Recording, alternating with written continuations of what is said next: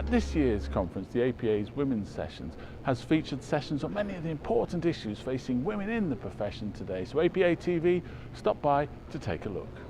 Well, here at the APA, we have reestablished the Women's Center, which used to be available some years ago, but we're bringing it back because we're finding out that women want a place to gather. They want a place to engage, interact with each other, consult with each other about various things, and to network.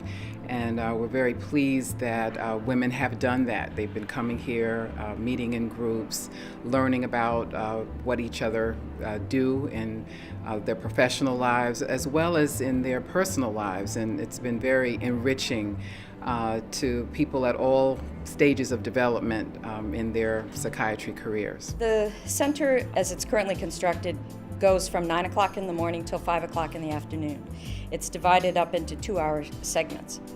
And the topics range. There was a discussion yesterday about international psychiatrists and issues that they face. There was an issue for gay and lesbian psychiatrists and the issues that they face. There was one about people who are particularly interested in psychodynamic psychotherapy. There was, as I said, the topic about mentoring. There was a topic about forensic, women who are interested in pursuing forensic psychiatry came for several hours, and then we had several sessions about the work-family balance as well. Having a center like this is a really important part of the APA because as the APA, we're the professional organization for psychiatrists, but we want to be able to offer all different types of resources to our members. So we want to be able to update them about scientific advances, but we also want to be able to offer mentorship and resources about more life issues, because balancing careers with other areas of your life can be very challenging, and we're hoping that the Women's Center will be a place where people can problem solve and get resources to figuring out things like that. It's important to have a center like this at the APA because this is a big meeting. There are lots of different symposia, workshops, and so forth, but it doesn't always provide an informal kind of setting for women to interact with each other.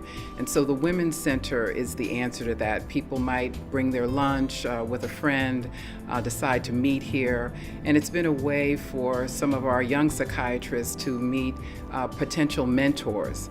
So it has a number of uses. One group the Women's Center will be very useful to is trainees.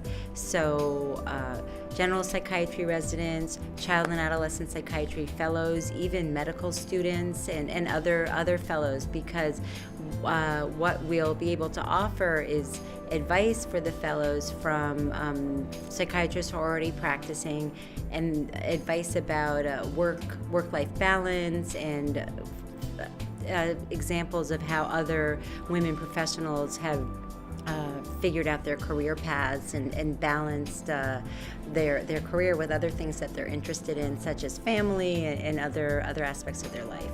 When you actually think about your own situation and some of the stresses that are occurring, you can get a lot of shared information and encouragement from people who have been through that themselves for many, many years. And there are lots of tips to be passed on to people that come out in a group discussion that don't come out when you're at a didactic lecture. So what women said yesterday was, wow, this was really helpful because I didn't expect to come to the APA meetings and get some attention to my own personal situation. But at these individual meetings at the Women's Center, I felt like I did get that. Well, some of the big issues that have come up with the women who have attended the center are issues related to career development, starting a private practice. What are some of the key issues? How to balance your professional career and your personal and family life. How do you navigate the workplace, and in particular in academic settings? What's the best way to climb the faculty ladder and have faculty advancement?